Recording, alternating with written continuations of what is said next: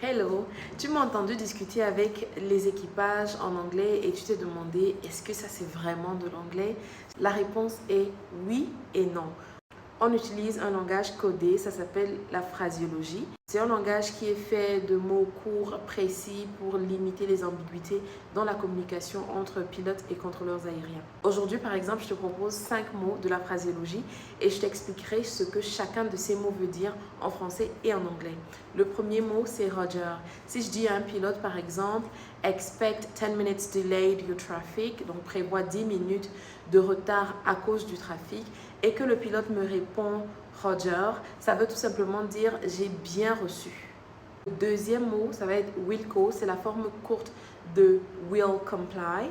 I will comply, ça veut dire je m'exécute. Si je dis par exemple à un pilote report ready for departure, ça veut dire rappelez-moi quand vous êtes prêt pour le départ, et qu'il répond Wilco, ça veut dire j'ai bien reçu l'information et je m'exécute.